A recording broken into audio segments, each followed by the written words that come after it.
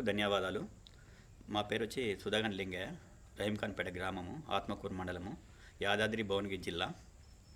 మేము 2022 నుండి గ్రామ శాఖగా పనిచేస్తున్నాం. సార్, ఇది మా బీఆర్ఎస్ ప్రభుత్వము, కేసీఆర్ గారు అనేక పథకాలు అమలు చేసిండు. అందులో భాగంగా ఇది కళ్యాణ లక్ష్మి కానీ, రైతు బీమా, రైతు బంధు, తర్వాత సీఎం రిలీఫ్ ఫండు, ఇలా చెప్పుకుంటూ పోతే ఎన్నో పథకాలు చాలా వరకు మా కేసీఆర్ గారు అమలు చేసిండు. దాన్ని ప్రతి ఒక్క ఇంటికి చేరేటట్టు ఏదో రూపకంగా అందేటట్టు మా ప్రభుత్వము చాలా వరకు పనిచేసింది సార్.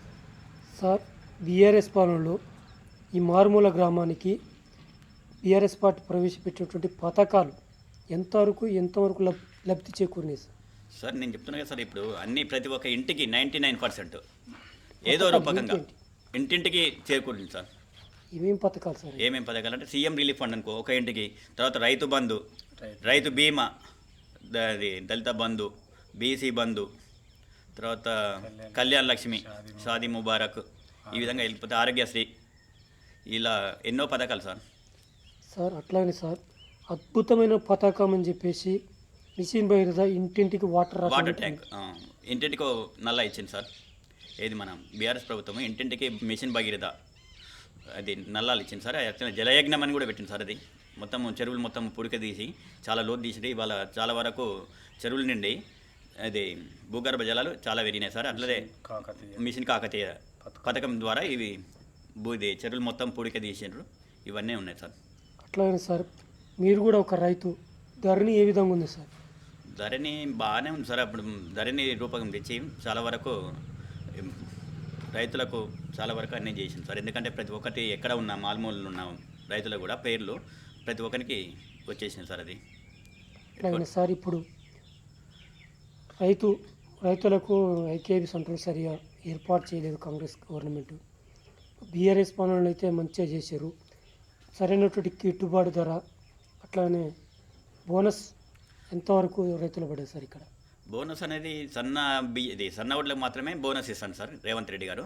అది సన్న వడ్లు ఎక్కువ పండియలేమో మన రైతులము, మన వరకేది మన రైతు వరకే అది ఉంటుంది సార్. అది ఎక్కువ పండియరు, అమ్మలేదు సార్. అది ఒక దొడ్డు వడ్లు మాత్రమే అమ్ముతారు, దానికి బోనస్ లేదు. సన్న వడ్లకి ఇస్తాను కాబట్టి అది కరెక్ట్ కాదు సార్. అది అట్లానే సార్, గత సర్పంచ్ పాలన మీ గ్రామంలో ఏ విధంగా డెవలప్ చేశారు? మా సర్పంచ్ బీఆర్ఎస్ సర్పంచే ఉండే. మేమైతే డెవలప్మెంట్ సీసీ రోడ్లు కానీ ప్రతి ఒక్కటి అది ఏమంటారు శ్మశాన వాటిక కానీ డంపింగ్ యార్డు ఇవన్నీ కేసీఆర్ గారు ఇచ్చి మేము ప్రతి ఒక్కటి సద్వినియోగం చేసుకున్నాం సార్. అట్లాగనే సార్, 9 సంవత్సరాల అధికారం నుండి కూడా సరైనటువంటి రోడ్డు మార్గం ఎంచుకోలేకపోయారు సార్. ఎక్కడ జాప్యం జరిగింది? జాప్యం అనేది ఇప్పుడు నిధులు ఇది ఇక్కడ మనం చేసినాం కదా సార్. ఇప్పుడు సరైన రోడ్డు మార్గం లేదు కదా సార్. దానికి మరి మనం ఏం చూస్తున్నా కాంట్రాక్ట్ లేకపోవడమా లేకపోతే ఏ విధంగానో మనకి అయితే అది రోడ్లు తెలియదు సరిగా.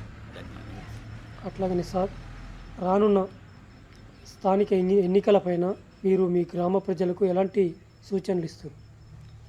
సూచనలు అంటే మళ్ళీ మా కేసీఆర్ గారు చేసిన పథకాలు మాత్రమే చెప్పుకుంటూ ముందుకెళ్ళాలి సార్. మేము ఏంటంటే మన ప్రజలందరూ ఏం చేసిందంటే ఒక 10 సంవత్సరాల నుంచి బీఆర్ఎస్ ప్రభుత్వం ఉండడం వల్ల కొత్త మార్పు కావాలనే ఆలోచనతో కాంగ్రెస్ వైపు మొగ్గు చూపిండ్రు. సరే, ఇప్పుడు 1 year అయిపోతుంది కదా. ఈ 1 yearలో ఏమీ లేదు కాబట్టి మనకు ప్రజలందరూ మళ్ళీ వ్యతిరేకత అనేది ఉన్నది సార్. దాన్ని మాకు అంతకుముందు గతంలో జరిగిన పనులు చూపెట్టుకుంటూ మేము ముందుకెళ్ళాలనే ఆలోచనతోటి ఉన్నాం సార్. అట్లయినా సార్, ఇంతకుముందు కాంగ్రెస్ పార్టీ గ్రామశాఖ అధ్యక్షులు ఉన్నారు.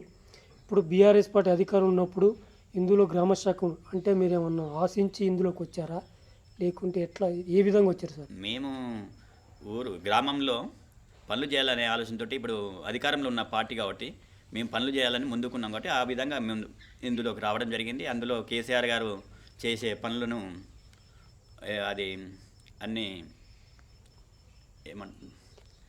ఉద్దేశించి రావడం జరిగింది బీఆర్ఎస్. అంటే సార్, కాంగ్రెస్ పార్టీ ఉన్నప్పుడు గ్రామం ఏ విధంగా డెవలప్ అయింది? బీఆర్ఎస్ 9 సంవత్సరాల్లో ఏ విధంగా డెవలప్ చేశారు సార్? గతంలో రాజశేఖర రెడ్డి ఉన్నప్పుడు బాగానే చేసింది సార్. ఎటువంటి నీకు రేషన్ కార్డులు కానీ తర్వాత ఎటువంటి చూడలేదు సార్. అతను అతను ప్రతి ఒక్కరికి బాగానే చేసిండు రాజశేఖర రెడ్డి గారు. తర్వాత ఇప్పుడు ఏమైందంటే మన బీఆర్ఎస్ కేసీఆర్ గారు కూడా ఎటువంటి ఏం చూడకుండా అధికంగా ఇది ఉన్న 100 ఎకరాలకు 50 ఎకరాలకు ఈ విధంగా ఇవ్వడం వల్ల కొద్దిగా వ్యతిరేకత వచ్చింది కేసీఆర్ మీద. ఇది ఉన్నవానికి ఇస్తున్న ఆలోచనతో ఎక్కువ అది అయింది సార్. ఇప్పుడు రేవంత్ రెడ్డి అయితే రేషన్ కార్డు పెట్టి రేషన్ కార్డు ఉన్నవానికి ఇస్తానే ఆలోచనతో, తర్వాత ఇల్లు ఇందిరమ్మ ఇల్లు ఇవ్వాలంటే ఇది ఎటువంటి సెంటు భూమి లేనివానికి ఇస్తానే ఆలోచన ఉంది కాబట్టి అది కరెక్ట్ కాదు సార్. ఇది ఇప్పుడు ఉన్న కాంగ్రెస్ ప్రభుత్వం.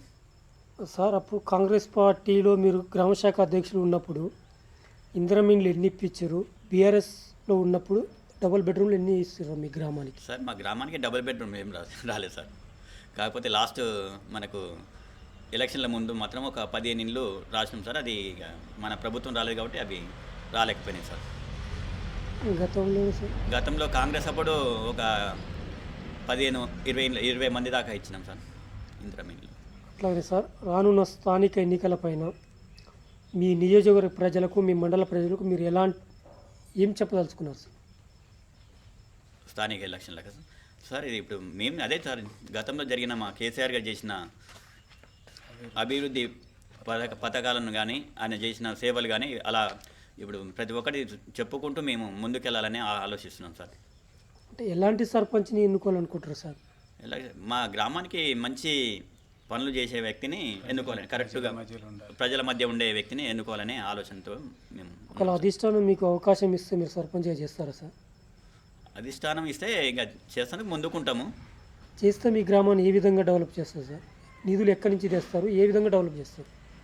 నిధులు అనేది ఇక మేము ముందుకుండి ఇక ఉన్న అధికార పార్టీ నుంచి తెప్పించుకొని చేయాలి సార్. మేము కేంద్ర నిధులు కానీ తర్వాత ఉన్న సీఎం కానీ ముందు ఉండి చేపించవలసి వస్తుంది కదా సార్.